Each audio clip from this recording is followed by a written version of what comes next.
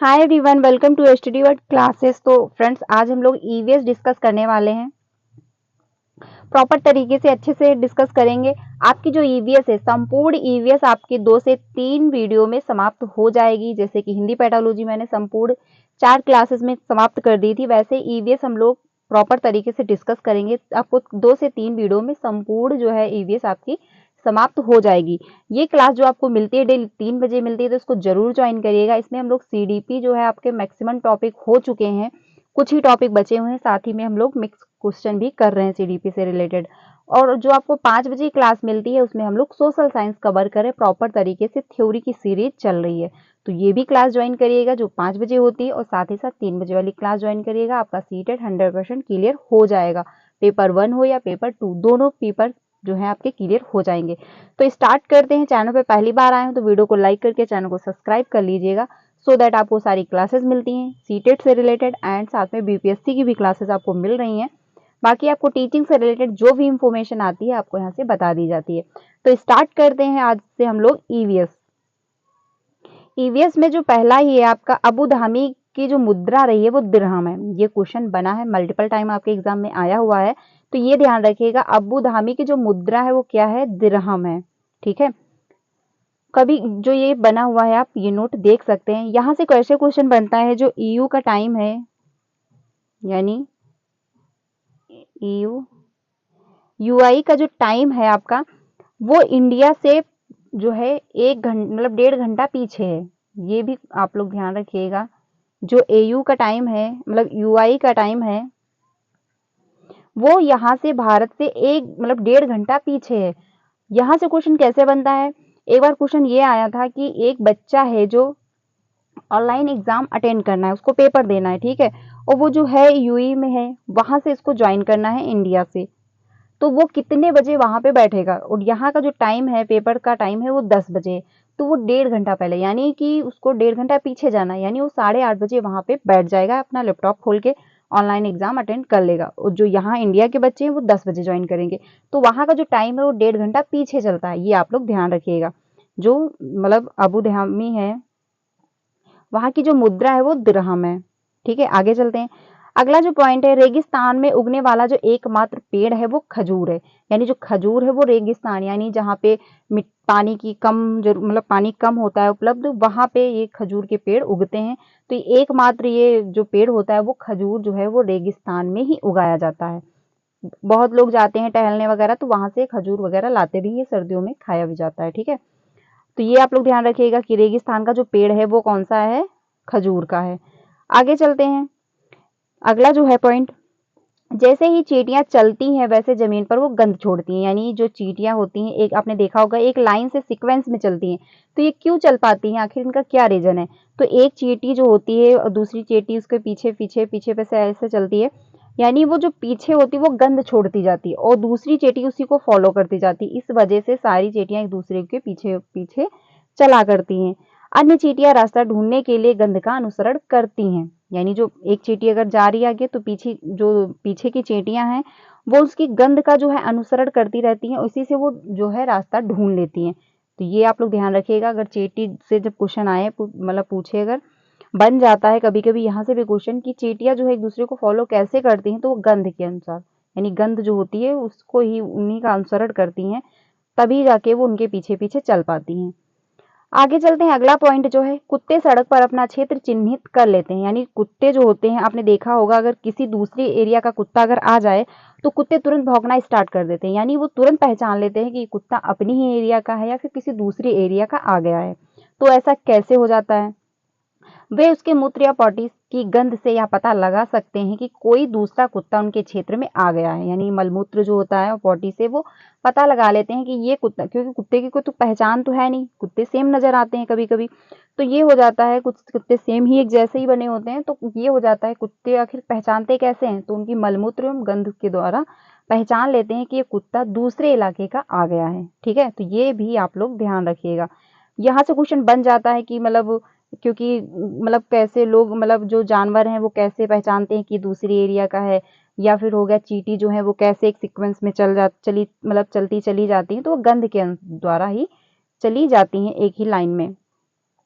अब हम लोग आगे चलते हैं। रेशम का कीड़ा जो है अपनी गंध के लिए कई किलोमीटर दूर से अपनी मादा को जो है ढूंढ लेता है। जो रेशम का कीड़ा होता है, ये यहाँ पे देख सकते हैं, ये बना हुआ है रेशम का कीड़ा, ये ऐसा होता है, ठीक है। तो जो रेशम का कीड़ा होता है वो अपनी मादा को कैसे पहचान लेता है, यानी कि जो है अपनी फीमेल मतलब जो उसकी मादा होती है उसको वो कैसे पहचान लेता है, कैसे पहचानता है, गंध के ही माध्यम से वो पहचान लेता है। यानी जो उसकी गंध होती है वो कई किलोमीटर दूर तक उसको पता चल जाता है कि हाँ जो मेरी मादा है वो यहाँ पे है, वो गंध के माध्यम से पहचान लेता है, जो रेशम का कीड़ा होता है। तो ये भी ध्यान रखिएगा, ये सारे पॉइंट ध्यान रखिएगा क्योंकि कंफ्यूजन क्रिएट होगी। जैसे कि चींटी है तो चींटी भी गंध के माध्यम से एक दूसरे का अनुसरण करके रास्ता बनाती है। जो कुत्ते हैं वो भी गंध के माध्यम से पता कर लेते हैं कि दूसरी एरिया का कुत्ता हमारी एरिया में आ गया है या नहीं आया, ठीक है। जो रेशम का कीड़ा होता है वो भी गंध के ही माध्यम से पता लगाता है कि मेरी जो मादा है वो कहाँ है, वो गंध के माध्यम से ही अपनी मादा को ढूंढ लेता है। तो ये भी कंफ्यूजन जो होगी, क्योंकि बहुत सारे टॉपिक एक ही जैसे इंटर रिलेटेड हो रहे हैं, इसलिए कंफ्यूजन क्रिएट हो सकती है। तो क्लियरिटी बहुत ज्यादा जरूरी है, ध्यान रखिएगा। आगे चलते हैं, मच्छर लोगों को उनके शरीर की गंध से पहचान सकते हैं। यानी जो मच्छर होते हैं आखिर ये रात में कैसे पहचानते हैं कि हाँ यहाँ पे कोई लेटा है, यहाँ पे कोई बैठा हुआ है। जो पैर का तलवा होता है, तलवे की जो हीट होती है, यानी उसमें मतलब हीट जो होती है उससे गंध आती है एक प्रकार की, उसी से ये पहचान लेते हैं कि हाँ यहाँ पे कोई इंसान है या नहीं है, ठीक है। वे उनके पैरों के तलवे की गंध और शरीर की गर्मी से भी ढूंढ लेते हैं। यानी जो मच्छर होते हैं वो मनुष्य को कैसे ढूंढते हैं, तलवे की जो हीट है, जो गर्मी है, और शरीर की जो मतलब गर्मी है, और तलवे की जो आती है गंध, उसी के माध्यम से वो ढूंढ लेते हैं कि हाँ यहाँ पे कोई शरीर या फिर कोई व्यक्ति यहाँ पे लेटा हुआ है या फिर बैठा हुआ है, ठीक है। तो जो मच्छर होते हैं वो भी कैसे पहचान लेते हैं मनुष्य को, तलवे की गंध से, और शरीर की हीट जो होती है, गर्मी होती है, उससे वो पहचान लेते हैं। इतने ज्यादा ये जो मतलब मच्छर है वो इतना ज्यादा एक्टिव होता है। अब हम लोग आगे चलते हैं अगले पॉइंट पे। आपको सारे पॉइंट अच्छे से समझ में आएंगे और ऐसे ही क्वेश्चन आपको एग्जाम में देखने को मिलेंगे। सीधा यही टॉपिक मतलब उठा के आपको एग्जाम में दे दिया जाएगा, तो वहां पे दिक्कत होगी, इसलिए अच्छे से समझ लीजिए। आगे चलते हैं, अधिकांश पक्षियों की आंखें जो हैं सिर के दोनों ओर होती हैं। यानी जो पक्षी होते हैं, हम मनुष्यों की जो आंखें हैं सीधे सामने हैं, और जो पक्षी होते हैं उनकी दोनों तरफ होती है। मान लीजिए ये है तो ये पक्षी है तो ये इस तरफ भी है, एक इस तरफ भी उसकी आंख होगी। यानी सिर के दोनों तरफ जो है पक्षियों में आंखें पाई जाती हैं, और उनकी आंखें जो होती एक समय में दो अलग अलग चीजों पर ध्यान केंद्रित कर सकती हैं। जैसे कि उनकी दो आंखें हैं, सिर ये बना हुआ, एक इस तरफ आंख है, एक इस तरफ आंख, तो एक टाइम में दो चीजों पर भी अपना ध्यान केंद्रित कर सकती हैं। यानी एक टाइम में वो दो चीजों को भी देख सकती हैं। उनके पास इतनी पावर होती है, मतलब इतनी पावर क्या, इतनी उनकी मतलब कुदरत की जो बनावट है कि उनके पास दोनों सर की तरफ आंखें होती हैं, इस वजह से वो दोनों चीजों पर ध्यान केंद्रित कर लेती हैं। लेकिन जब वो एक साइड में देख रही होती हैं सीधा सामने, तो उनकी जो दोनों आंखें हैं वो एक ही चीज पे केंद्रित होती हैं, ठीक है। तो ये भी ध्यान रखिएगा। जैसे उनका सिर तो नहीं हिलता है, मतलब जो पक्षी की आंखें होती है वो फिक्स होती, जैसे इंसान की आंखें होती हैं, मनुष्य की आंखें वो घूम सकती हैं, थोड़ा इधर उधर देख सकती हैं, लेकिन जो पक्षी होते हैं उनकी आंखें बिल्कुल फिक्स होती हैं, वो हिल नहीं सकती, वो अपनी गर्दन को हिला के देखते हैं। आपने देखा होगा कुछ कोई चिड़िया बैठी होगी तो अपनी गर्दन को ऐसे ऐसे हिलाएगी, हिलाने से वो इधर उधर की जो साइड की वस्तुएं हैं वो देख पाते हैं, क्योंकि उनकी जो आंखें हैं वो बिल्कुल फिक्स्ड होती हैं, वो हिलती नहीं है। आगे चलते हैं अगले पॉइंट पे। अब जब वे सीधे सामने देखते हैं तो उनकी दोनों आंखें एक ही वस्तु पर केंद्रित होती हैं। यानी जब वो सीधे सामने देख रही होती हैं, पक्षी देख रहे होते हैं, तो वो दोनों जो उनकी आंखें हैं वो एक ही चीज पे केंद्रित होती हैं। यानी कि अगर वो देख रहे हैं सीधे सामने तो जो भी उनकी दोनों आंखें हैं वो सीधे एक ही सीक्वेंस में एक ही वस्तु पर केंद्रित होती हैं। आगे चलते हैं, अधिकांश पक्षियों की आंखें स्थिर होती हैं, यानी बिल्कुल भी हिल नहीं सकती। जैसे कि मनुष्य की आंखें वो थोड़ी बहुत इधर उधर मूव करती हैं, बट जो पक्षी होते हैं उनकी आंखें बिल्कुल फिक्स्ड होती हैं, वो हिल नहीं सकती, ठीक है। और वे हिलती नहीं, मतलब हिल नहीं सकती, इसलिए पक्षियों को चारों ओर देखने के लिए अपनी जो है अपना जो सिर है वो झुकाना मतलब घुमाना पड़ता है। यहाँ से क्वेश्चन कैसे बनता है कि कौन सा ऐसा पक्षी है जो झटके से अपनी गर्दन आगे पीछे करता है, तो वो मैना है। जो मैना है वो अपनी गर्दन को झटके से आगे पीछे करता है। तो ये भी क्वेश्चन आया हुआ है, तो ध्यान रखिएगा, ठीक है। आगे चलते हैं, यानी जो मैना है वो झटके से अपनी गर्दन को आगे पीछे करके देखती, मतलब आगे पीछे वो करती है। अब चलते हैं आगे, पतंग मतलब पतंग, चील, गिद्ध जैसे कुछ पक्षी हमारे चारों हमसे 4 गुना दूर तक देख सकते हैं। यहाँ पे पतंग नहीं होगा। चील, गिद्ध जैसे कुछ पक्षी हमसे 4 गुना मतलब बेहतर देख लेते हैं या 4 गुना दूर तक देख लेते हैं हमसे। वो कौन से पक्षी हैं? चील हो गया आपका, गिद्ध हो गया, बाज हो गया। यहाँ पे बाज होगा। ठीक है, तो ये जो पक्षी हैं इनका भी नाम ध्यान रखिएगा। ये मनुष्य से 4 गुना दूर तक देख पाते हैं, यानी इनमें जो है इतनी क्षमता होती है कि ये मनुष्य से अगर कोई वस्तु आपको यहाँ से दिख रही है तो इनको 4 गुना दूर से वो वस्तु दिख जाएगी। ठीक है, आगे चलते हैं। ये पक्षी 8 मीटर की दूरी से वही चीज देख सकते हैं जो हम 2 मीटर की दूरी से देख सकते हैं। यानी कि क्योंकि इनका जो देखने की क्षमता है वो हम लोगों से 4 गुना ज्यादा है, तो जो चीज हम 2 मीटर की दूरी से देख रहे होंगे वही चीजें 8 मीटर की दूरी से देख लेंगे, क्योंकि 4 मीटर जो है मतलब 4 गुना ये हमसे बेहतर देखते हैं, यानी ज्यादा देख पाते हैं। इस वजह से 8 मीटर की दूरी से देखेंगे वही वस्तु, और वही वस्तु हम 2 किलोमीटर की दूरी से देखेंगे। तो ये भी ध्यान रखिएगा।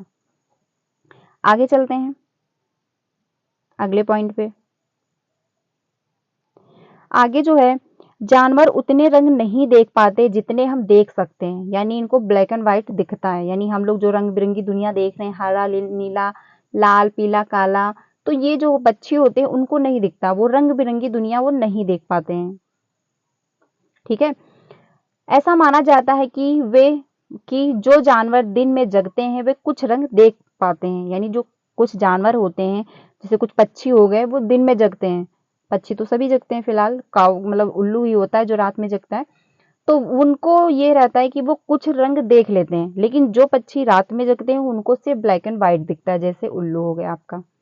जो जानवर रात में जगते हैं वे चीजें केवल काले और सफेद रंग में ही देख पाते हैं। यानी जैसे कि उल्लू हो गया, तो उल्लू जो है आपका ये रात में जगता है, तो उल्लू को सिर्फ काली वस्तुएं और सफेद वस्तुएं यानी ब्लैक एंड व्हाइट ही दिख पाएगा।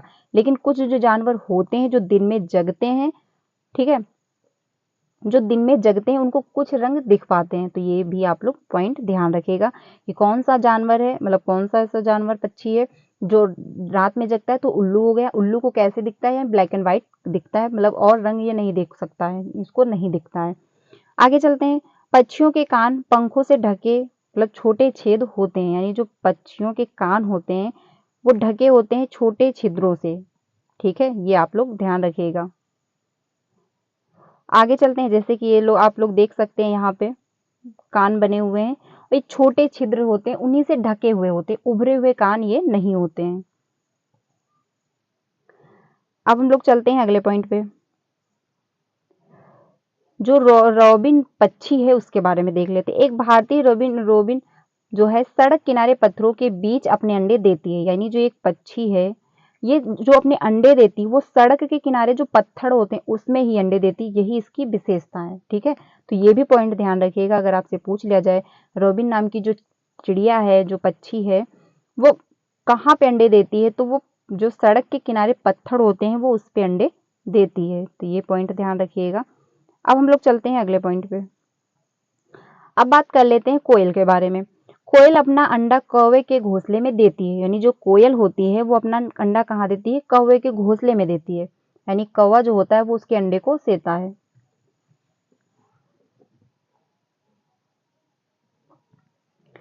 आगे चलते हैं। पक्षी घोंसले का उपयोग केवल अंडे देने के लिए ही करते हैं। यानी जो पक्षी घोंसला बनाते हैं तो उसमें जब अंडे रख लेते हैं, जब अंडे बच्चे बन जाते हैं तो वो घोंसला कोई काम का नहीं रहता, इसीलिए वो बनाते हैं कि उसमें अंडे वो रख सके, उसी के प्रयोग के लिए बनाया जाता है जो घोंसला है। आगे चलते हैं। अगला पॉइंट जो है अंडों को मतलब अंडों से फूटने और चूजों के बड़े होने के बाद वे घोंसले छोड़ देते हैं। यानी जब अंडा बन के मतलब बन अंडा जब रखा होता है तो क्या होता है, धीरे धीरे कुछ टाइम बाद वो फूट जाता है, जो उसमें चूजे होते हैं वो निकल जाते हैं, फिर वो जो घोंसला है वो छोड़ दिया जाता है। यानी कुछ टाइम बाद जो पक्षी वो उड़ जाते हैं और घोंसला जो है वहीं पे छूट जाता है। अब जो कोयल है और जो कौवा है ये अंडे क्यों से मतलब इसके सेती है? क्योंकि इन लोगों में जो अंडे होते हैं कोयल के वो मतलब तो वो उसमें डिफरेंस नहीं होता है, थोड़ा सा डिफरेंस होता है तो वो समझ ही नहीं पाता, इसलिए जो कोयल के अंडे हैं वो से देता है जो कौवा है। आप चलते हैं आगे। कुछ पक्षियों और जानवरों की अलग अलग स्थितियों में जैसे खतरे या खुशी के लिए अलग अलग आवाजें होती हैं, जैसे लंगूर, बाघ और तेंदुआ। यानी माना ये जाता है कि कुछ ऐसे जानवर होते हैं, आपने देखा होगा कुत्ता भी कभी-कभी अलग तरीके की आवाज़ निकालता है, जैसे बिल्ली हो गई, बिल्ली भी कभी-कभी अलग तरीके की आवाज़ निकालती है। कुछ जानवर हैं जो अलग तरीके की आवाज़ें निकालते हैं, तो वो जो जानवर है, अगर कुत्ता अलग तरीके की आवाज़ निकाल रहा है, जैसे रो रहा है, तो अलग जो मतलब जो कुत्ते हैं, वो समझ जाएँगे कि क्या दिक्कत है, क्योंकि वो जानवर हैं, जानवर की भाषा समझ रहे हैं, ठीक है? तो ये आप लोग ध्यान रखिएगा कि जो कुत्ते होते हैं, मतलब जो जानवर होते हैं, जो पक्षी होते हैं, वो अलग-अलग स्थितियों में अलग तरीके की आवाज़ भी निकाल लेते हैं। और वो जो उनके मतलब उनके जैसे कुत्ता हुआ, तो कुत्ते की आवाज़ तो वो पहचान लेगा कि आखिर ये क्या कहना चाह रहा है, आखिर दुखी है या फिर खुश है, क्या दिक्कत है। तो कुत्ते जो मतलब जो जानवर होते हैं, वो जानवर की भाषा को पहचान लेते हैं। आगे चलते हैं, जब भूकंप या तूफान आने वाला होता है, तो कुछ जानवर अलग तरह का व्यवहार करने लगते हैं। ये जो एक घटना घटी थी, सुनामी की घटना आई थी वहाँ पे अंडमान और निकोबार में आई हुई थी, तो वहाँ पे कुछ लोगों की जो वहाँ के जानवर थे अजीब तरीके की एक्टिविटी करने लगे थे, तो लोगों को पता चल गया कि हाँ यहाँ पे कुछ खतरा है, तो इसलिए उन्होंने क्या किया कि वो पलायन कर गए, सुरक्षित जगह पे पहुंच गए।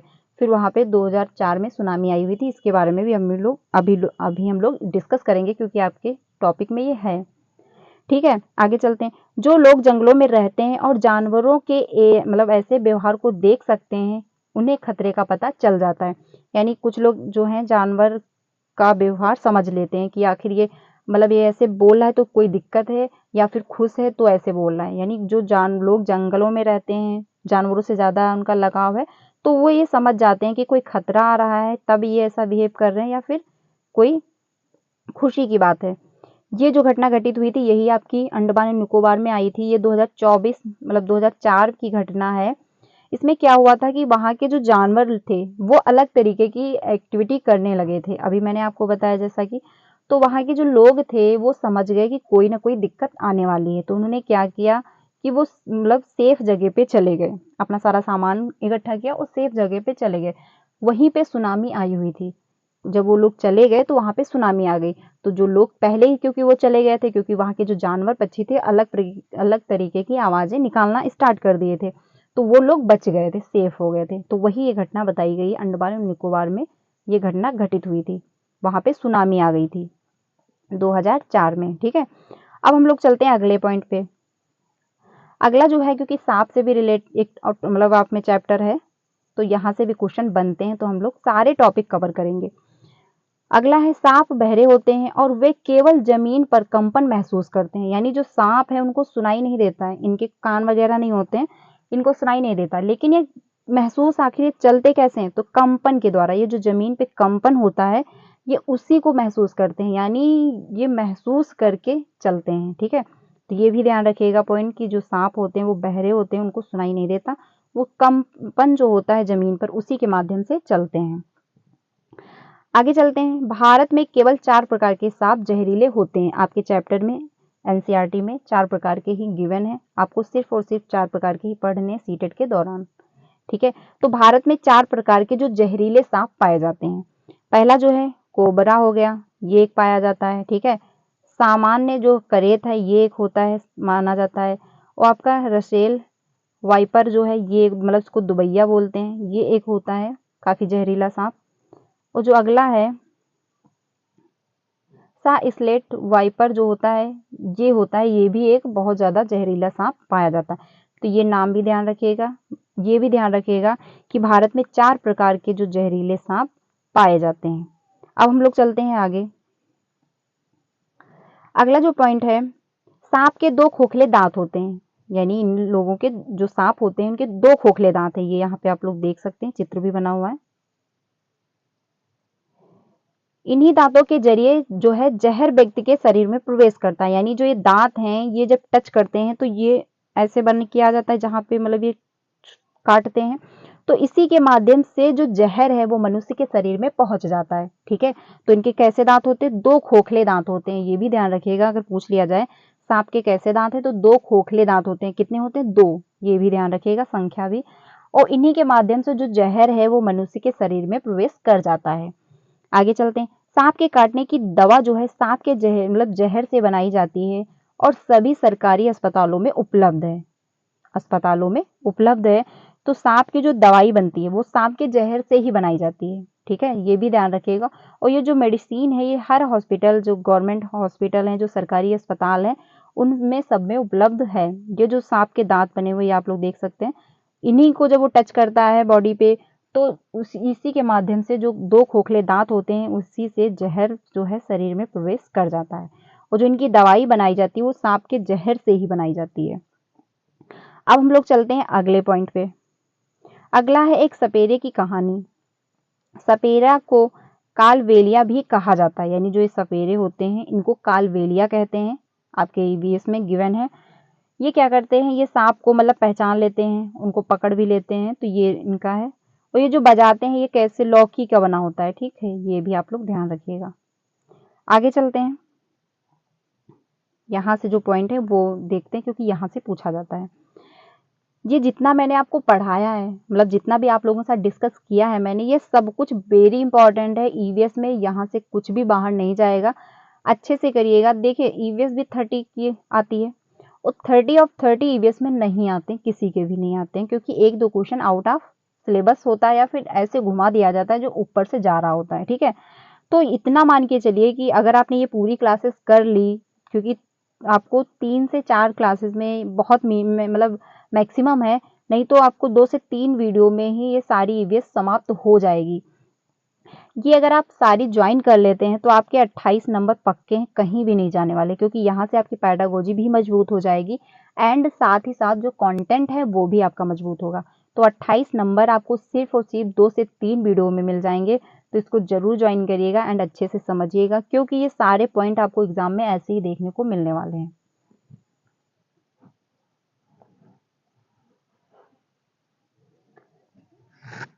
आगे चलते हैं।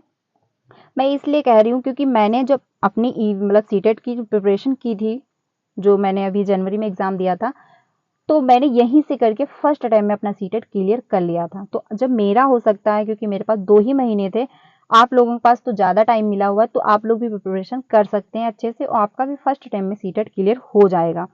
बहुत से लर्नर्स हैं, बहुत से कैंडिडेट हैं, ये भी कहते हैं कि मेरा 3 बार हो गया सीटेट क्लियर नहीं हो पाया, 4 बार हो गया सीटेट क्लियर नहीं हो पाया। तो मैं उनसे यही कहूँगी एनसीईआरटी फॉलो करिए और प्रैक्टिस इनफ करिए। जो प्रीवियस के क्वेश्चन है उनको करिए, एनसीईआरटी पहले थ्योरी पढ़िए, एनसीईआरटी कंप्लीट करिए, उसके बाद पीवाईक्यू क्वेश्चन करिए, प्रैक्टिस करिए, आपका सीटेट क्लियर हो जाएगा। क्योंकि सीटेट जो है वो सिर्फ प्रैक्टिस मांगता है, क्योंकि उसका रीजन मेन ये हो गया है कि क्वेश्चन बहुत लेंथी बनते हैं।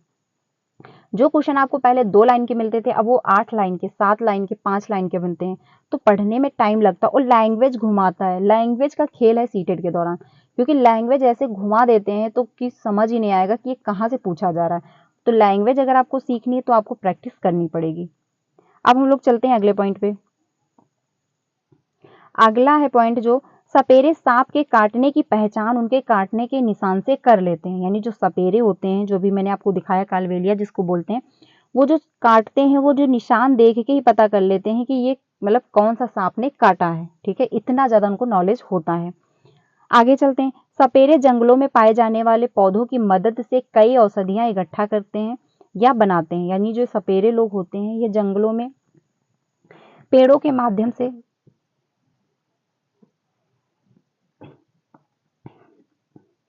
कई प्रकार की जो औषधियां हैं उनको इकट्ठा करते हैं, ठीक है।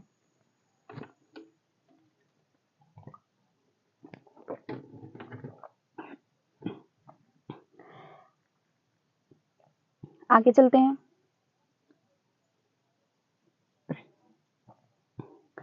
सांप किसानों के लिए मददगार होते हैं क्योंकि वे खेतों में चूहों को खाते हैं, अन्यथा चूहे फल मतलब फसल खा जाएं। यानी जो सांप होते हैं इनको क्या कहा जाता है, किसानों का मित्र भी कहा जाता है, ठीक है। अगर आपके क्वेश्चन में पूछ लिया जाए किसानों का मित्र कौन है तो सांप है, ये भी ध्यान रखिएगा।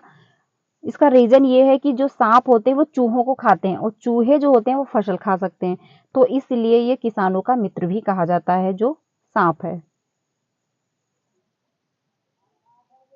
आगे चलते हैं।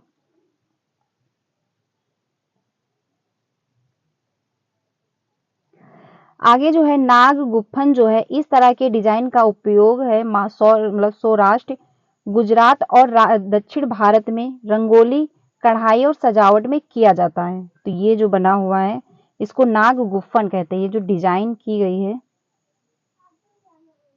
ठीक है, ये जो है अभी जो मैंने आपको बताया कि ये जो सांप है, सांप को मतलब किसान का मित्र नहीं कहते हैं, उसके लिए माफी चाहती हूँ।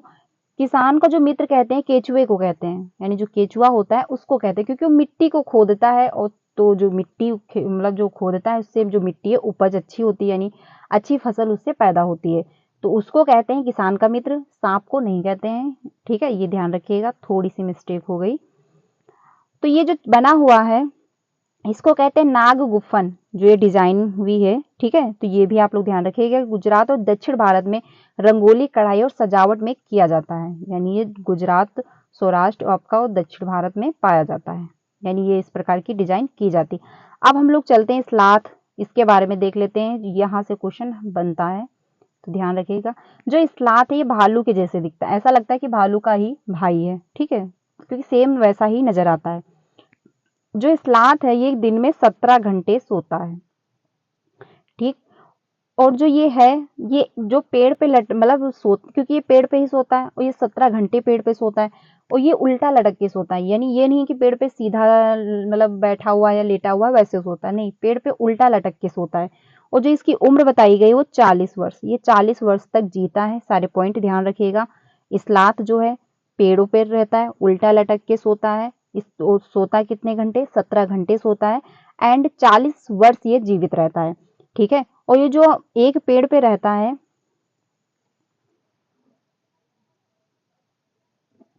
ठीक है, ये जो पेड़ पे रहता है वो 5 वर्ष तक एक ही पेड़ पे रहता है, यानी ये अपने लाइफ में सिर्फ 8 पेड़ ही बदल पाता है, और जिस पेड़ पे रहता है उसी पेड़ के पत्ते खाता है। हफ्ता में एक बार नीचे उतर के शौच करता है, उसके बाद फिर से पेड़ों पे चढ़ जाता है, और जब एक पेड़ के पत्ते सारे खा लेता है फिर नेक्स्ट पेड़ पे मूव कर जाता है। तो ये अपने लाइफ में कितने, कभी कभी क्वेश्चन ये बनता है कि जो स्लाथ है वो अपने लाइफ में, अपने जीवन में कितने पेड़ बदलता है, तो 8 पेड़। एक पेड़ पे कितने वर्ष तक रहता है, 5 साल तक रहता है। ठीक है, और इसकी उम्र जो है वो 40 वर्ष बताई गई है, 40 वर्ष है।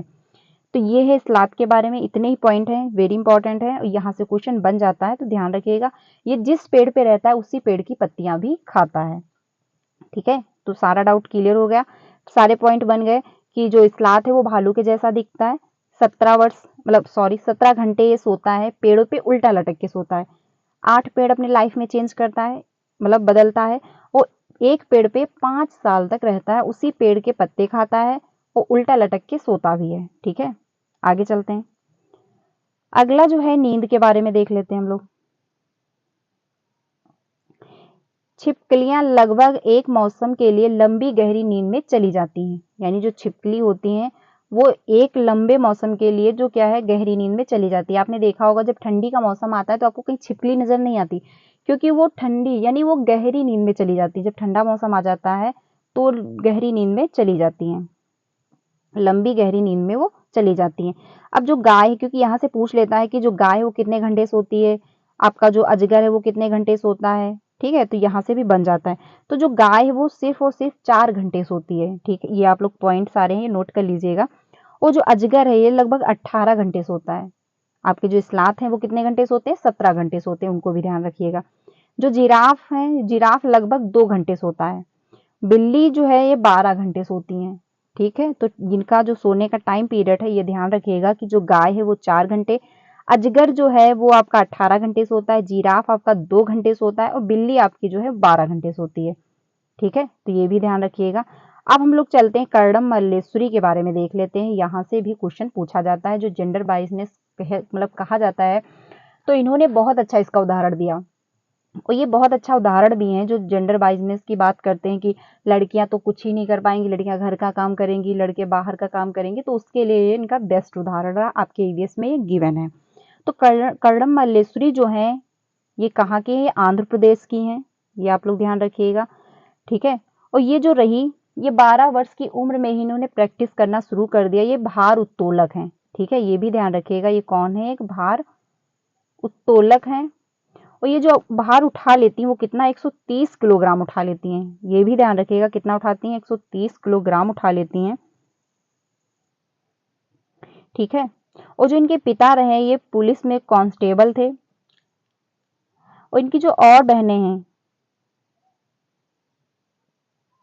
ये मतलब 12 वर्ष की उम्र से ही इन्होंने भार उठाना शुरू कर दिया था कर्णम मल्लेश्वरी, और ये आंध्र प्रदेश की रहने वाली हैं। इनकी जो बहनें हैं वो भी इसी की प्रैक्टिस कर रही हैं।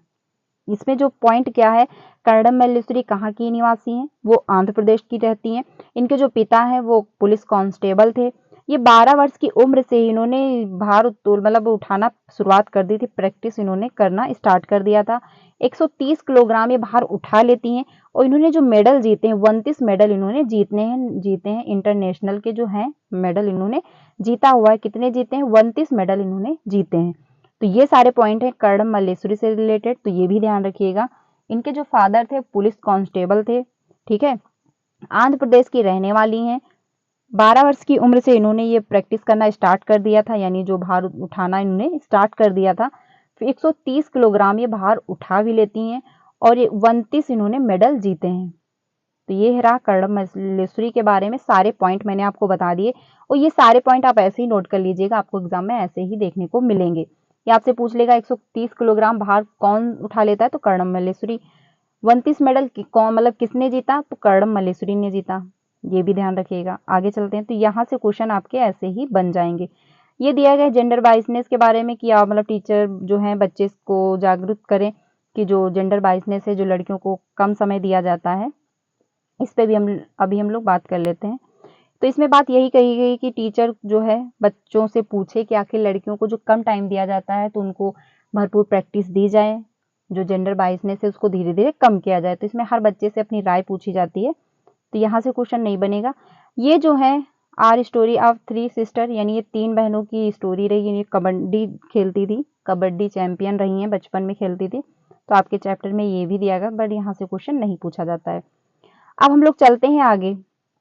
चित्तपनम जो है मलयालम में पिता का जो छोटा भाई होता है, जिसको हम लोग चाचा कहते हैं, लेकिन चित्तपनम बोलते हैं मलयालम भाषा में चाचा को, यानी भाई को, पिता का जो छोटा भाई होता है उसको क्या कहते हैं मलयालम की भाषा में, चित्तपनम। चित्तपन कहते हैं मलयालम में चाचा को, यानी पिता के छोटे भाई को। कुजम्मा कहते हैं मलयालम में पिता के छोटे भाई की बहन को, मतलब पत्नी को, यानी कि चाची को। ठीक है, जो हम लोग बोलते हैं चाचा एंड चाची, तो मलयालम में उनको क्या बोलते हैं, चित्तपन और कुजम्मा। ठीक है, ये आप लोग ध्यान रखिएगा, ये भी पूछ लेता है, तो ये पॉइंट ध्यान रखिएगा। अब हम लोग चलते हैं आगे, केरल के बारे में देख लेते हैं। अगला जो है, केरल में आप कई फलों के पेड़ देख सकते हैं, जैसे नारियल हो गया, केला हो गया, कटहल हो गया, पपीता हो गया, सुपारी हो गया। ये सारे जो पेड़ हैं आपको केरल में देखने को मिलते हैं। तो ये ध्यान रखिएगा कि केरल में कौन कौन से जो फलों के पेड़ हैं वो पाए जाते हैं। जैसे आपका नारियल है वो केरल का है, केला हो गया, कटहल हो गया, पपीता हो गया, आपका सुपारी हो गया, यानी सुपारी हो गया, आदि जो है ये फल पाए जाते हैं। ये आपका जो सुपारी है या सुपारी है, ये आपका हो गया नारियल का पानी। ठीक है, आगे चलते हैं। आप केरल में विभिन्न मसालों जो मसाले हैं पा सकते हैं, जैसे तेजपत्ता है, इलायची और काली मिर्च। यानी मसाले का राज्य किसको कहा जाता है, केरल को कहा जाता है। तो ये भी पॉइंट ध्यान रखिएगा, वहां पे आपका तेजपत्ता है, इलायची है, काली मिर्च, ये वगैरह मतलब मसाले की चीजें वहां पे मिलती हैं। तो इसीलिए केरल जो है मसाले का राज्य भी उसको कहा जाता है। आगे चलते हैं। गरम मसाला छोटी और बड़ी इलायची, लौंग, जीरा, दालचीनी, काली मिर्च, सौंठ आदि से बनाया जाता है। जो आपका गरम मसाला है वो किससे बनता है, तो आपका इलायची है, लौंग है, जीरा है, दालचीनी है, काली मिर्च है, सौंठ है, आदि मसाले मिला करके ये गरम मसाला रेडी होता है।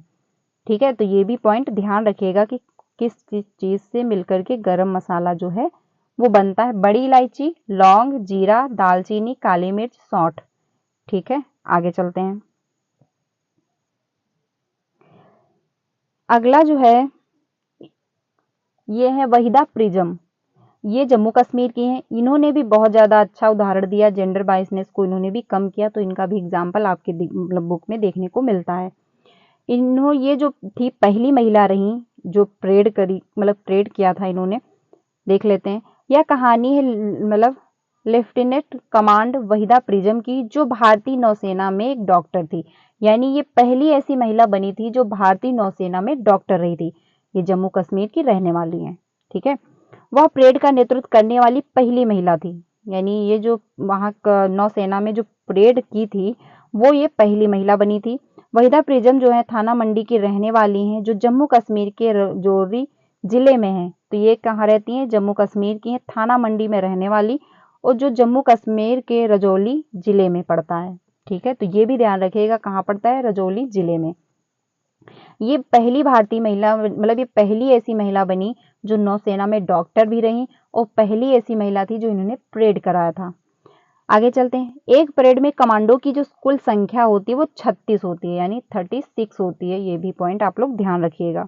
तो ये भी जेंडर बाइसनेस को बहुत ज्यादा कम करती हैं। तो आपके बुक में ऐसे काफी, मतलब 2 एग्जाम्पल दिए मैंने। अभी आपको कर्दम मल्लेश्वरी के बारे में बताया और वहीदा प्रिज्म के बारे में बताया। ठीक है, आगे चलते हैं। अब जो अगला पॉइंट है, तिब्बती, जिसे भोटी भी कहा जाता है, लद्दाख में बोली जाने वाली भाषा, यानी जो भोटी है ये लद्दाख में लैंग्वेज बोली जाती है। ठीक है, तो ये भी ध्यान रखिएगा, यानी जो लद्दाख में कैसी भाषा बोली जाती है, तो भोटी नाम की जो एक भाषा है वो बोली जाती है। माँ भोटी भाषा में उसको अम्माले कहते हैं, यानी जो माँ होती है उसको क्या बोला जाता है लद्दाख में? अम्माले। और जो पिता होते हैं उनको क्या बोलते हैं? अब्बाले। ठीक है, तो ये भी ध्यान रखिएगा। मलयालम में अभी मैंने आपको क्या बताया था? चित्तपन और कुजियम्मा। ठीक हो, तो जो चाचा को बुलाते हैं, चाची को, और जो लद्दाख में बुलाते हैं वो अम्माले और अब्बाले। ठीक है, यानी माँ को बुलाते हैं अम्माले और पिताजी को बुलाते हैं अब्बाले। जूले जूले भी आपको पूछा जाता है। जूले जूले जो होता है ये कहाँ का है? तो ये भी लद्दाख का है। जूले जूले का मतलब होता है वेलकम वेलकम। अगर वहां आप जाएंगे तो वहां के लोग जब बोलेंगे जूले जूले, तो आप समझ जाइएगा कि वेलकम वेलकम बोल रहे हैं। ये जो मानचित्र बना हुआ है ये आपका जम्मू कश्मीर और ये लद्दाख, ये मतलब मिला हुआ है। ठीक है, आगे चलते हैं। तो ये भी मानचित्र आप लोग ध्यान रखिएगा। ये ध्यान रखिएगा कि क्या बुलाते हैं कौन सी भाषा में, क्योंकि क्वेश्चन पूछा जाता है, 100% पूछा जाता है हर बार एग्जाम में। मतलब मैक्सिमम आपको देखने को मिल जाएगा, क्योंकि कुछ ऐसे सेट होंगे जो आपको शायद ना मिले, बट ये हर बार आता है। तो ये ध्यान रखिएगा, हो सकता है पूछ लिया जाए। ठीक है, तो सारे पॉइंट आपको पढ़ने और पूछा जाता है। अब हम लोग देख लेते हैं बाघ के बारे में। बाघ को आप लोग देख सकते हैं। बाघ के बारे में वो बातें जो आपको जानना जरूरी है, तो इनके बारे में भी हम लोग देख लेते हैं क्या क्या है। ईवीएस का मतलब ही है कि हमारी तरह, मतलब हमारे आसपास की चीजें। तो ईवीएस के अंतर्गत हम लोग यही पढ़ते हैं कि जो जानवर हैं, पेड़ पौधे हैं, कैसे लोग क्या करते हैं, तो इसी के बारे में ईवीएस के अंतर्गत हमको देखने को मिलता है। यानी पेड़ पौधे कैसे हैं, कहाँ पाए जाते हैं, कैसे मिर्च मसाले हैं कहाँ पाए जाते हैं, तो इसी के बारे में ईवीएस में गिवन होता है। ठीक है, और काफी इंटरेस्टिंग भी लगता है कि ईवीएस पढ़ने से हम लोगों को ये, मतलब ये इंटरेस्टिंग इस वजह से लग जाता है कि हम लोग ईवीएस के दौरान सभी जगह घूम लेते हैं। जैसे आपको पता चल जाएगा लद्दाख हुआ, ठीक है, मलयालम में कौन सी लैंग्वेज बोली जा रही है, वहां पे लोग कैसे रहते हैं, क्या खाते हैं, क्या पीते हैं, तो इसके बारे में नॉलेज हो जाता है आपको। ईवीएस के अंतर्गत पढ़ने से आप सारी जगह घूम लेते हैं। ठीक है, मतलब डायरेक्ट नहीं पर इनडायरेक्ट घूम लेते हैं। आगे चलते हैं। एक बाघ रात में हमसे अधिक, मतलब अधिकांश लोगों की तुलना में 6 गुना बेहतर देख सकता है। यानी जो बाघ होता है, इसके पहले मैंने आपको बताया था कि 8 गुना देख लेते हैं, लेकिन जो बाघ है वो हमसे 6 गुना बेहतर देख सकता है। ये भी ध्यान रखिएगा कि कौन कितने गुना बेहतर देख सकता है। यानी जो बाघ, चील मैंने बताए थे, गिद्ध हो गई, हमसे 8 गुना कैसे देखते हैं कि मतलब ये 4 गुना हमसे देख लेते हैं, वो हमसे 4 गुना देखते हैं, 8 गुना नहीं। क्योंकि जो वस्तु हम 2 गुना मतलब 2 किलोमीटर से देख रहे हैं, वो हमसे 8 किलोमीटर की दूरी से वो वस्तु देख लेते हैं।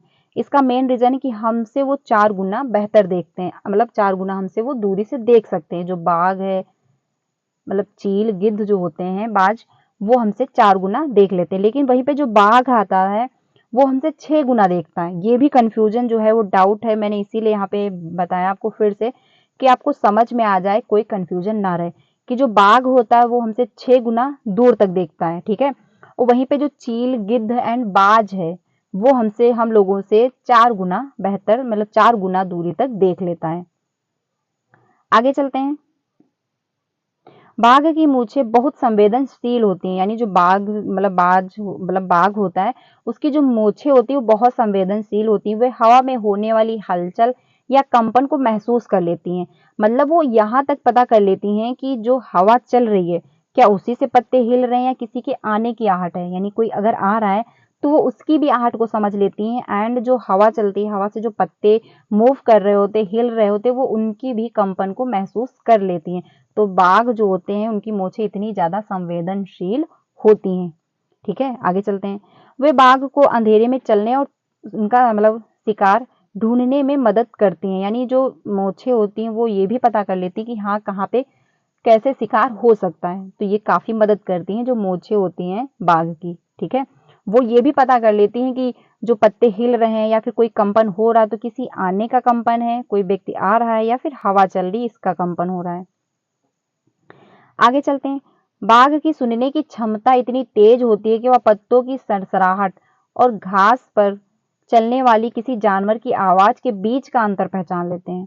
यानी जो बाघ होते हैं वो, अभी मैंने बताया मूंछ जो होती है उनको कंपन से पता चल जाता है कि हाँ कैसे जो पत्ते हिल रहे हैं, क्या हो रहा है। साथ ही साथ जो उनके कान होते हैं, कान के सुनने की जो क्षमता है वो इतनी ज्यादा तेज होती है कि वो जो पत्ते हवा चलती है जो सनसनाहट की आवाज आती है वो उससे पता लगा लेते हैं कि ये हवा चलने की सनसनाहट आ रही है या किसी जानवर के आने की आवाज आ रही है। ठीक है, तो इतने ज्यादा वो उनके कान जो है सेंसिटिव होते हैं कि वो तुरंत पहचान लेते हैं कि जो हवा चली है उससे ये सनसनाहट हो रही है या किसी जानवर के बीच, मतलब जानवर की आवाज के बीच का अंतर भी वो पहचान लेते हैं कि कोई जानवर बोल रहा है या फिर जो हवा चल रही है उससे सनसनाहट की आवाज आ रही है।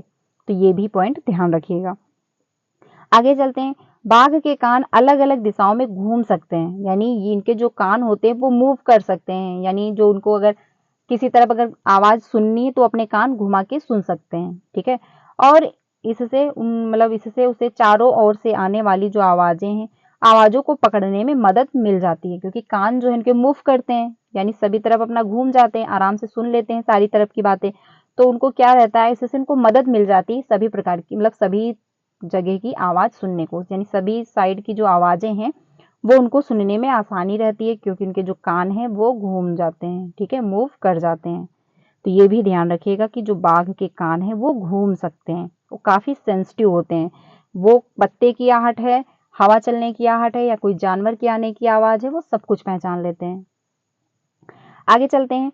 यह दहाड़ जो है या गुर्राहट है भी कर सकते हैं। इसकी दहाड़ 3 किलोमीटर दूर तक सुनाई जा सकती है। तो ये भी ध्यान रखिएगा कितने किलोमीटर, 3 किलोमीटर तक दूर तक जो है मतलब गुर्राहट जो होती है यानी जो दहाड़ होती है शेर मतलब बाघ की, वो 3 किलोमीटर तक सुनाई देती है।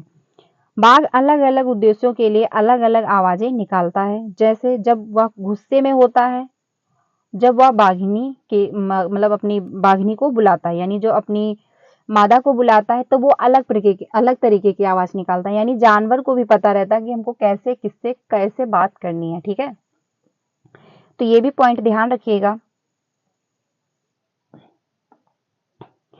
कि जो बाघ होता है वो अलग अलग उद्देश्य में, यानी अगर उसको अलग अलग तरीके की आवाजें भी उसको निकालनी आ रही है, अगर वो जानवर मतलब शिकार कर रहा है तो अलग प्रकार की आवाजें निकालेगा, जब वो गुस्सा होगा तो अलग तरीके की आवाज निकालेगा। लेकिन वहीं पे जब अपनी फीमेल यानी अपनी मादा को या फिर बाघिन को बुलाता है तो वहां पे अलग तरीके की आवाज निकालता है। तो ये भी डिफरेंस जो है वो ध्यान रखिएगा। आगे चलते हैं हम लोग अगले पॉइंट पे। अब बात कर लेते हैं कि कहाँ पे बच्चे कैसे जाते हैं स्कूल, यानी कितनी ज्यादा दिक्कत होती है कि अभी आपको और मतलब समझ में आएगा कि कहाँ पे लोग कैसे कैसे स्ट्रगल करते हैं पढ़ाई के दौरान।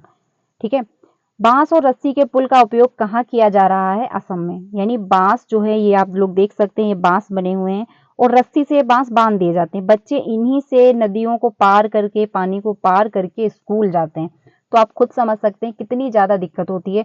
जहाँ पे आप यूपी में देख लीजिए, हम लोगों की जगह मतलब यहाँ तो अच्छी खासी रोडें हैं, साधन है, साइकिल है, बाइक है, ऑटो है, बस है, ट्रेन है, तो इनके माध्यम से हम लोग आते जाते हैं स्कूल, कोई दिक्कत नहीं है। बट जहाँ पे ये सुविधाएं नहीं उपलब्ध हैं वहां पे लोग ऐसे जाते हैं, कितना मतलब रिस्क लेते हैं कि बांस पे रस्सी, जो बांस होते हैं उनको रस्सी से बांध के एक पुल बना लिया जाता है और उसी पे लोग आराम से क्रॉस करके अपना स्कूल जा रहे हैं। ठीक है, ये यहाँ पे आप लोग देख सकते हैं, ये भी चित्र ऐसे ही बना हुआ है, कितना बच्चे रिस्क ले रहे हैं। ठीक है, तो ये जो है सीन ये असम की है। तो ये क्वेश्चन जो आपको यहाँ से बनता है, आपसे पूछा जा सकता है कि बांस और रस्सी का पुल बना करके कहाँ पे बच्चे स्कूल जाते हैं, तो आपका असम हो जाएगा। ठीक है, तो ये ध्यान रखिएगा कहाँ पे बच्चे कैसे अपना स्कूल जा रहे हैं। आगे चलते हैं। ये जो है सीन ये आपका लद्दाख का है। लद्दाख में क्या होता है कि ट्रॉली जो होती है, ये जैसे आपका बना हुआ है, ये ट्रॉली के माध्यम से, क्योंकि वहां पे पहाड़ है तो सड़कें हैं नहीं, मतलब जैसे जो सड़कें बन सकती हैं वो समतल जगह पे बन सकती है जहाँ पे उबड़ खाबड़ ना हो, पहाड़ वगैरह ना हो, तो वहां पे बहुत मतलब पहाड़ पाए जाते हैं। तो इसके लिए वहाँ मतलब पहाड़ की वजह से, रीजन की वजह से लद्दाख में क्या बनाते हैं, ट्रॉली बनाते हैं, इसको ट्रॉली बोलते हैं। और ये जो तार बंधे हुए हैं, तार, इस पे बच्चे बैठ लेते हैं, इसी के माध्यम से वो जो पत्थर है उसको क्रॉस कर जाते हैं और अपना स्कूल चले जाते हैं। तो ये ध्यान रखिएगा, लद्दाख में बच्चे कैसे स्कूल जाते हैं, ट्रॉली के माध्यम से जाते हैं, ये भी आप लोग पॉइंट ध्यान रखिएगा। ये जो बना हुआ है इसमें यही बात कही गई, आपके एनसीईआरटी में चैप्टर गिवन था, तो इसमें बात कही गई कि इसमें आप डिफरेंस निकाल सकते हैं, यानी एक बच्चा जो है रस्सी से कुछ कर रहा है, दूसरा बच्चा पानी निकाल रहा है, ठीक है, और तीसरा बच्चा है जो रस्सी से कुछ बांध के अपना ईंट ईंट को बांध के लटकाया हुआ है। आगे चलते हैं। ये जो बात यहाँ पे की गई है कि मतलब पुल बना हुआ है, पुल को पार करने के लिए लोग सीमेंट का प्रयोग कर रहे हैं, ईंट है, सीमेंट है, रस्सी, मतलब वो, मतलब जो पुल बनाने के दौरान जो भी चीजें प्रयोग में लाई जाती हैं उनका प्रयोग करके जो पुल बना है, पुल क्रॉस करके लोग जा रहे हैं, ठीक है, तो ये भी आप लोग ध्यान रखिएगा। लद्दाख से क्वेश्चन बन जाता है आपका, असम हो गया वो, वहां से भी क्वेश्चन बनता है। ये जो है आपका केरल है, केरल में लोग जो है उसको नाव से जाते हैं, नाव जो होती है लकड़ी की नाव बनी हुई होती है, उसको क्या कहते हैं, वल्लम्मा कहते हैं, ठीक है, वल्लम कहते हैं। ये जो बना हुआ है ये केरल का है, केरल में जो नाव से बच्चे जाते हैं उसको क्या कहते हैं, वल्लम कहते हैं। वल्लम किसको कहते हैं, लकड़ी की बनी नाव जो होती है उसको क्या कहा जाता है, वल्लम कहा जाता है, ये आप लोग ध्यान रखिएगा।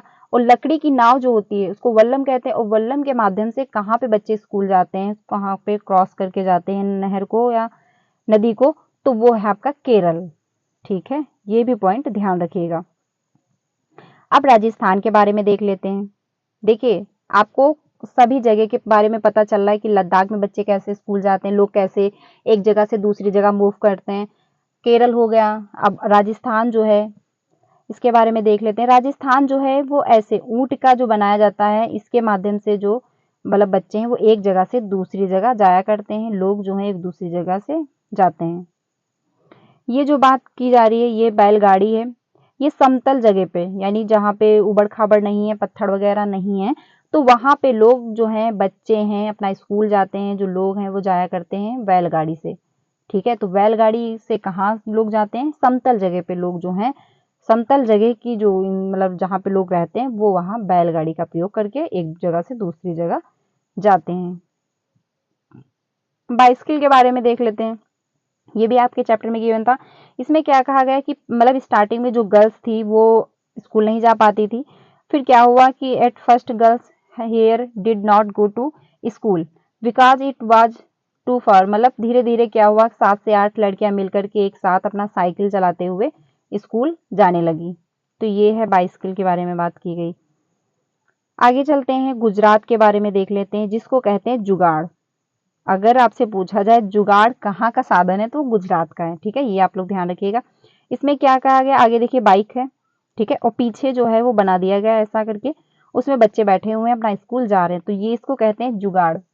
इंडिया में बहुत ज्यादा प्रयोग किया जाता है, यानी हर अगर कोई चीज प्रयोग वाली नहीं रही है, वो थोड़ा सा यूज करके हटा दी गई, तो इंडिया में इतना लोग सक्सेस हैं या फिर मान लीजिए इतना ज्यादा दिमाग है कि कुछ ना कुछ करके उसका प्रयोग कर लेते हैं, यानी उसको कहते हैं जुगाड़। जैसे कोई चीज आपने ली, उसका प्रयोग हो चुका है लेकिन उसको आपने फेंका नहीं, उसको आप कुछ थोड़ा बहुत उसमें एक्टिविटी लगा के अपना उसको किसी और चीज में प्रयोग कर पा रहे हैं, तो उसको कहते हैं जुगाड़। तो इसको जुगाड़ कहते हैं। जुगाड़ के माध्यम से गुजरात में जो बच्चे हैं, जो लोग हैं, वो एक जगह से दूसरी जगह जाते हैं, वो आपका गुजरात हो जाएगा, ठीक है।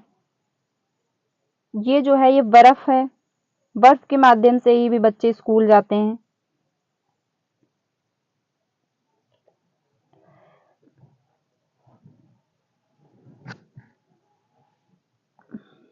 आगे चलते हैं, तो ये जो बर्फ है, यानी जहाँ पे बर्फीली जगह हैं, जहाँ पे बर्फ वगैरह ज्यादा पाई जाती है, तो वहां पे बच्चे क्या करते हैं कि बर्फ पे ही चल करके वो विद्यालय जाते हैं, यानी स्कूल वगैरह जाते हैं, तो ये बर्फीली जगहों पर ये ऐसे पाए जाते हैं। आगे चलते हैं, उत्तराखंड जो है, उत्तराखंड में आपने देखा कि जो पत्थर हैं, पत्थरों पे जो ऐसे ऐसे बने हुए हैं, वो बच्चे उसमें से उतर उतर के माउंटेन्स यानी जो पत्थर हैं, पत्थर पे चल चल के बच्चे जो उत्तराखंड के हैं वो विद्यालय जाते हैं। तो कितना ज़्यादा दिक्कत होती होगी उन लोगों को जाने में। जैसे कि लद्दाख में आपने देखा ट्रॉली है, ठीक है, लद्दाख के बच्चे जो हैं वो ट्रॉली में बैठ के जाते हैं, यानी आप समझिए कितना रिस्क है। अगर वो कहीं टूट जाए रस्सी जो है या फिर जो भी वो लोहे की सामान बनी हो या जिसके भी माध्यम से तार हो गया, मतलब तार हो गया, तो वो उसके माध्यम से जाते हैं। लेकिन वो कितना रिस्की है कि मतलब मान लीजिए अगर कुछ दिक्कत हो जाए तो मतलब उसमें तो जान जा सकती है। तो ये मतलब हर जगह पे अपनी अपनी कंडीशन है, क्योंकि कहीं पे पत्थर है, कहीं पे पानी बहुत ज्यादा है। लोग रस्सी का मतलब बांस की लकड़ी को रस्सी से बांध बना करके एक जगह से दूसरी जगह जा रहे हैं। तो उत्तराखंड में जो बच्चे हैं वो पत्थरों के माध्यम से यानी पत्थरों पर चल करके अपना विद्यालय जा रहे हैं। तो ये हर जगह की अपनी अपनी बात कही गई है। अब हम लोग चलते हैं जो है फेरी। केरल में उपयोग की जाने वाली एक प्रकार की नाव है। तो अगर आपसे पूछ लिया जाए कि फेरी क्या है, तो केरल में प्रयोग की जाती है एक प्रकार की नाव है। अभी मैंने आपको बताया वल्लम जो है वो भी एक प्रकार की नाव है, वो लकड़ी की बनाई जाती है, वो छोटी नाव होती है। उसके माध्यम से जो बच्चे वो एक स्थान से दूसरे स्थान यानी स्कूल वो जाया करते हैं। तो वो किसके माध्यम से जाते हैं, वो वल्लभ के माध्यम से जाते हैं। वल्लम जो होता है वो क्या होती है, जो मतलब लकड़ी की बनी एक नाव होती है। लेकिन जो फेरी है ये केरल में उपयोग की जाती है। ये एक प्रकार की नाव है, ये आप देख सकते हैं बहुत बड़ी नाव, इस पे लोग रहते हैं, अपना खाते पीते हैं, एंजॉय करते हैं। तो ये बहुत बड़ी मतलब होती है, इसको नाव कहते हैं। ये केरल में प्रयोग की जाती है। अब हम लोग चलते हैं विवरण पर, मतलब विवरण आप ट्रेन टिकट पर पा सकते हैं। तो टिकट के बारे में हम लोग देख लेते हैं। टिकट में आपका क्या दिया होता है, ट्रेन नंबर होता है। जब आप टिकट लेते हैं तो उस पर क्या क्या गिवन रहता है ये भी आप में पूछा जाता है, तो ये भी हम लोग डिस्कस कर लेते हैं।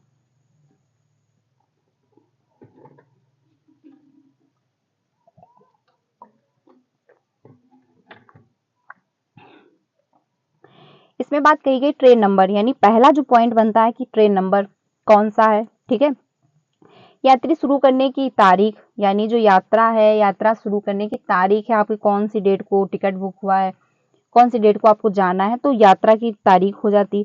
बर्थ और कोच नंबर भी होता है, ठीक है। किराया आपका हो गया, टिकट कितनी कीमत का है, और दूरी कितने किलोमीटर आपको जाना है, तो ये टिकट पे गिवन होता है। तो ये भी ध्यान रखिएगा। ट्रेन नंबर, यात्रा शुरू होने की तारीख हो गई, बर्थ हो गया आपका, किराया हो गया और दूरी हो गई, ये होते हैं टिकट पे लिखे हुए पॉइंट। तो ये ध्यान रखिएगा। ट्रेन के टिकट जो है ये आप यहाँ पे पूरा टिकट देख सकते हैं, ठीक है। इसमें आपका हो गया मतलब टिकट नंबर हो गया, यात्रा हो गया कि कहाँ से आपको कहाँ जाना है, कितनी दूरी पे जाना है और किस दिन आपको यात्रा करनी है। अब हम लोग चलते हैं गेंदा, जेनिया और मतलब गेंदा, जेनिया जैसे फूलों का उपयोग कपड़े रंगने के लिए किया जाता है। तो जो कपड़े रंगे जाते हैं रंग बिरंगे, ये कहाँ से बनते हैं, इनका जो प्रयोग किया जाता है वो गेंदा जेनिया के फूलों का उपयोग करके इनको रंगा जाता है, ठीक है। ये आप लोग देख सकते हैं, ये बने हुए हैं। तो इन्हीं के माध्यम से हम कपड़े रंगते हैं। तो ये पॉइंट भी ध्यान रखिएगा। गेंदा हो गया आपका, जेनिया हो गया, जैसे फूल होते हैं उनको इनका प्रयोग करके जो कपड़े बनाए जाते हैं उसको उसी पर ये कलर किए जाते हैं। फूलों की घाटी किसको कहा जाता है, उत्तराखंड को। ये वेरी इंपॉर्टेंट है, ध्यान रखिएगा कि फूलों की घाटी किसको कहा जाता है, उत्तराखंड को कहा जाता है। तो फूलों की घाटी उत्तराखंड की पहाड़ियों में पाई जा सकती है, यानी पाई जाती है, आप ऐसे मानिए, क्योंकि पाई जा सकती वाला कोई पॉइंट नहीं बन रहा, पाई जाती ही है। तो ये उत्तराखंड जो है वहां पे फूलों की घाटी पाई जाती है, वहां पे बहुत सारे फूल आपको देखने को मिल रहे हैं। आप लोग यहाँ पे चित्र भी देख सकते हैं कि ऐसे वहां पे फूल देखने को मिलते हैं। तो इसीलिए उत्तराखंड को क्या कहा जाता है कि फूलों की घाटी। जो फूलों की घाटी कहाँ पाई जाती है, उत्तराखंड में पाई जाती है। आगे चलते हैं अगले पॉइंट पे हम लोग। अब बात कर लेते हैं इत्र के बारे में। तो इत्र जो है कहाँ का फेमस है, आपका कन्नौज का। कन्नौज जिला जो है उत्तर प्रदेश में है और इत्र बनाने के लिए प्रसिद्ध है। यानी इत्र जो है वो कन्नौज जिला जो है वो वहाँ का फेमस है, क्योंकि हर जगह की कोई ना कोई चीज जो है वो फेमस है। जैसे कि आगरा का ताजमहल बहुत पसंद मतलब फेमस है, तो हर जगह की कोई ना कोई चीज फेमस है और उसी फेमस वजह मतलब फेमस चीज की वजह से वो जो राज्य है या फिर वो जो जगह है वो फेमस हो जाती है। तो उसी प्रकार जो कन्नौज है, कन्नौज जो जिला है ये उत्तर प्रदेश में है, ठीक है। ये ध्यान रखिएगा अगर आपसे पूछा जाए कि जो कन्नौज जिला है वो कहाँ है, तो ये उत्तर प्रदेश में। ये किस लिए प्रसिद्ध है, ये इत्र बनाने के लिए प्रसिद्ध है। यानी कन्नौज की जो इत्र है वो काफी फेमस मानी जाती है, और इसीलिए जो कन्नौज जिला है वो इत्र के लिए फेमस है। तो ये आप लोग देख सकते हैं बहुत मात्रा में इत्र है। तो इत्र कहाँ का फेमस है, कन्नौज जिला का फेमस है। ठीक है, आगे चलते हैं अगले पॉइंट पे। ये सारे पॉइंट ध्यान रखिएगा, यहाँ से क्वेश्चन बन जाता है। अब हम लोग देख लेते हैं अगला पॉइंट। तस्वीर में जो डिजाइन है उसे मधुबनी कहा जाता है। तो ये मधुबनी जो पेंटिंग है कहाँ की मशहूर है, बिहार की है। तो मधुबनी जो पेंटिंग है ये आपकी बिहार राज्य की है। यह लोक कला का बहुत पुराना रूप है। यानी जो बिहार राज्य है वहां पे लोक कला का बहुत ही पुराना रूप है। ये आप लोग पेंटिंग देख सकते हैं, इसी को कहते हैं मधुबनी। बिहार में एक जिला है जिसका नाम है मधुबनी, उसी के नाम पे ये है। यानी बिहार में एक जिला जो पाया जाता है उसका नाम है मधुबनी, तो उसी के नाम पे ये लोक जो कला रही है वो फेमस हुई है। ये पेंटिंग पिसे हुए चावल के पेस्ट से बनाई गई है जिसमें रंग मिलाया गया है। यानी जो पेंटिंग बनाई जाती है मधुबनी, जो पेंटिंग बनती है उसको कैसे बनाया जाता है, तो चावल का जो पिसा हुआ आटा होता है उसका पेस्ट बना लेते हैं। ठीक है, फिर उसमें रंग मिला दिए जाते हैं। तो उसी में आपका ये मतलब हाथी हो गया, मतलब अलग प्रकार के जानवर बना दिए जाते हैं, और उसमें फूल पत्ती वगैरह बना दी जाती है। तो ये आपका जो मधुबनी चित्र हो जाता है, ये आप लोग यहाँ पे देख सकते हैं। ठीक है, तो मधुबनी जो है ये बिहार राज्य का है, मतलब लोक कला का पुराना रूप है। ये जो है वहां पे एक जिला है उसी के नाम पे मधुबनी पड़ा। और ये जो बनाया जाता है चावल का जो आटा होता है उसी का पेस्ट बना करके उसमें रंग डाल के चित्रित किया जाता है। आगे चलते हैं, अगले पॉइंट भी देख लेते हैं। इन्हें बनाने के लिए नील, हल्दी, फूलों और पेड़ों के रंग आदि का उपयोग किया जाता है। यानी जो वो चित्र बनाए जाते हैं, मधुबनी बनाई जो जाती है, ठीक है, तो उसमें क्या क्या प्रयोग किया जाता है, उसमें नील हो गई, नील का भी प्रयोग करते हैं लोग, हल्दी हो गई, फूल हो गए, और फूलों के साथ साथ जो पेड़ के रंग होते हैं, पेड़ों के जो रंग होते हैं उनका भी उपयोग किया जाता है। अगला पॉइंट है, चित्रों में मनुष्य, जानवर, पेड़, फूल, पक्षी, मछली और कई अन्य जानवर दिखाए गए हैं। यानी अभी मैंने जो आपको चित्र दिखाया उसमें क्या क्या बनाया जाता है, मनुष्य भी बना दिए जाते हैं, जानवर भी बनाए जाते हैं, पेड़ भी बनाया जाता है, फूल हो गया, पक्षी हो गया और मछली हो गए। तो ये कई अन्य प्रकार, मतलब और भी इसमें जानवर ऐड कर दिए जाते हैं। तो चित्र जो मतलब जैसा बना पाता है अपना बनाता है। तो ये प्रयोग किए जाते हैं मधुबनी में। मधुबनी जो पेंटिंग है उसमें इस प्रकार के जो चित्र हैं वो बनाए जाते हैं। अगला जो पॉइंट है, वेलवनिका गांव जो है वो कर्नाटक में है। तो वेलवनिका जो गांव है ये कहाँ पे है आपका, ये कर्नाटक राज्य में है, ये भी ध्यान रखिएगा। गीजूभाई बधेका गुजरात में रहते हैं, मतलब गुजरात में रहते थे। उन्होंने बहुत कुछ सिखाया बच्चों के लिए कहानियां। यानी जो गीजूभाई बधेका हैं कहाँ के रहने वाले हैं, ये गुजरात के रहने वाले हैं। ठीक है, तो ये भी आप लोग ध्यान रखिएगा। आगे चलते हैं, अगला पॉइंट जो है, अगला जो है नलमंडा आंध्र प्रदेश में है। होलकुंडी जो है ये आपका कर्नाटक में है। जो होलगुंडी है ये आपका कहाँ पाया जाता है, ये कर्नाटक में पाया जाता है।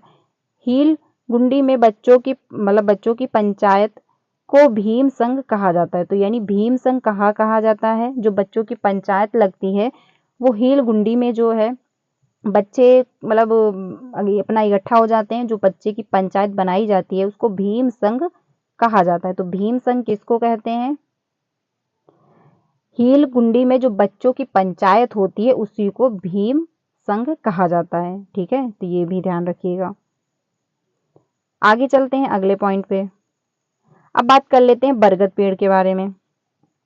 बरगद का पेड़ जो है, लटकी हुई शाखाएं वास्तव में पेड़ की जड़ें होती हैं। यानी जो ये शाखाएं लटकी हुई हैं ये पेड़ की जड़ें होती हैं। ठीक है, ये आप लोग जो देख पा रहे होंगे ये जो है ये पेड़ की जड़ें होती हैं। इनको शाखाएं कहते हैं लोग, पर ये क्या होता है, ये पेड़ की जड़ें होती हैं। यानी ये सपोर्ट कर रही होती पेड़ को।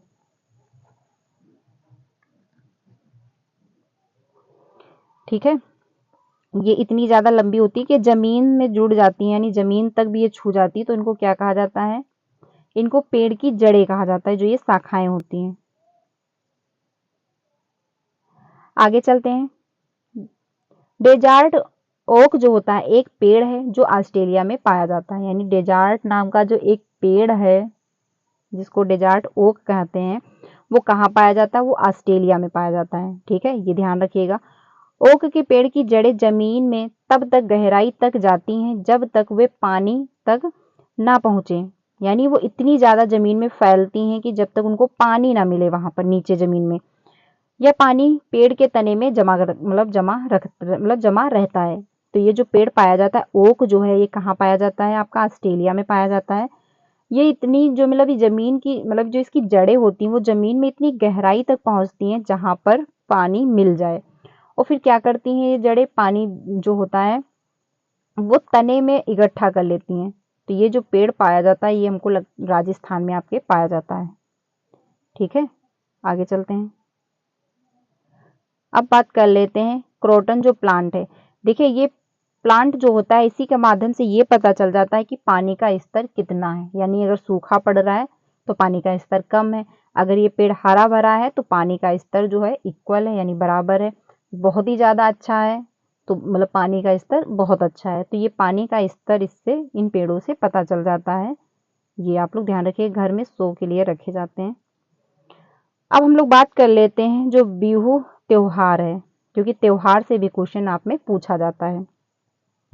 तो जो बिहू त्योहार है, बिहू त्योहार असम में चावल की नई फसल के अवसर पर मनाया जाता है। यानी जो बिहू त्योहार होता है जब असम में चावल पकते हैं, चावल की जो फसल चावल पक के जो फसल कटती है तो उसके उत्सव में ये लोग मनाते हैं बिहू त्योहार। ठीक है, तो ये कहाँ मनाया जाता है, असम राज्य में मनाया जाता है।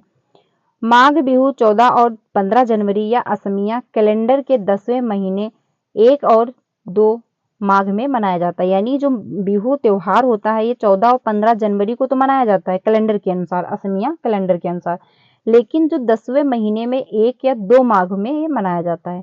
यानी अगर महीने के अनुसार पूछ लिया जाता है तो ऐसे 1 और 2 माह में, और जो अगर कैलेंडर के अनुसार पूछा जाए तो 14 से 15 जनवरी में मनाया जाता है। वे बांस से भेला घर बनाते हैं। ठीक है, तो ये ध्यान रखिएगा, ये यहाँ पे बिहू त्योहार बना हुआ है। अब हम लोग बात कर लेते हैं चेराव नृत्य के बारे में।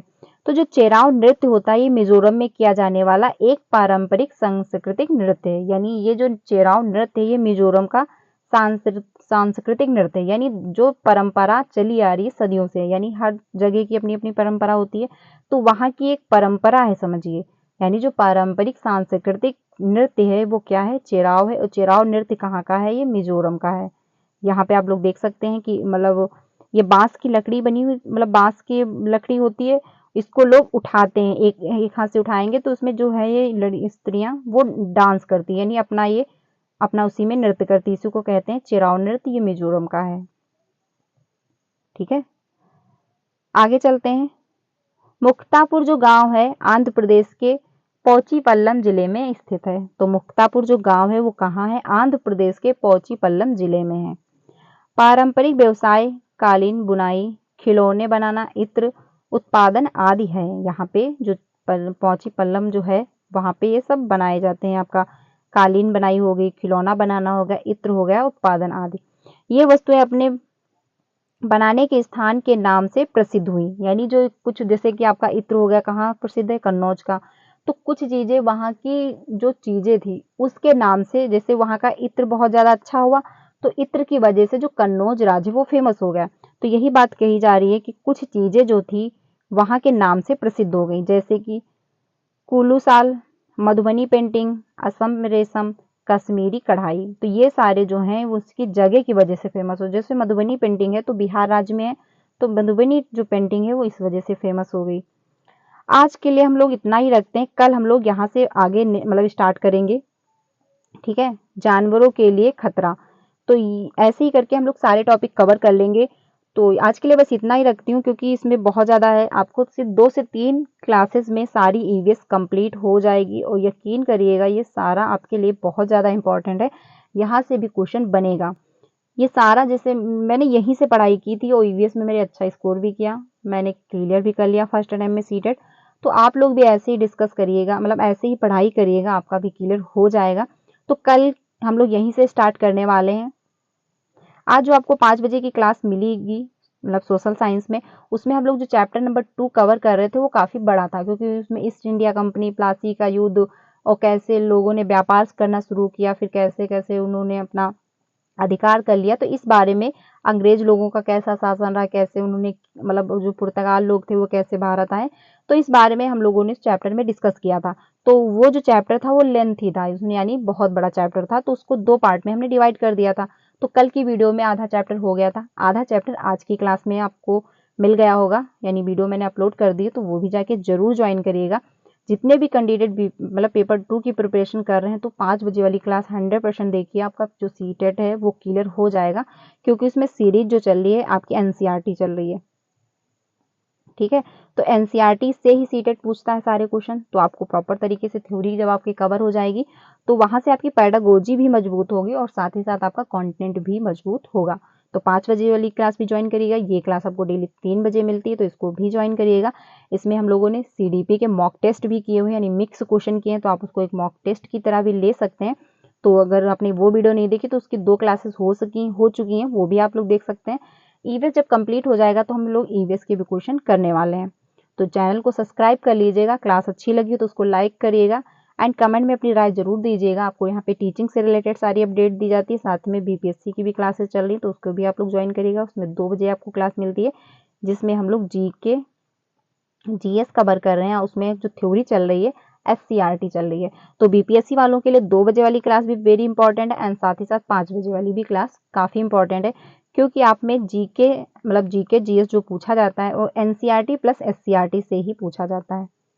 तो दोनों क्लासेस आप लोग ज्वाइन करिएगा। मिलते हैं नेक्स्ट क्लास में, यहीं से कल हम लोग स्टार्ट करेंगे फिर से, क्योंकि ये जो आपकी ईवीएस है पूरी 3 से 4 क्लासेस में खत्म हो जाएगी। तो आज के लिए बस इतना ही, मिलते हैं नेक्स्ट कल क्लास में, यहीं से हम लोग स्टार्ट करेंगे। क्लास अच्छी लगी हो तो लाइक करिएगा एंड कमेंट में अपनी राय जरूर दीजिएगा। मिलते हैं नेक्स्ट क्लास में, तब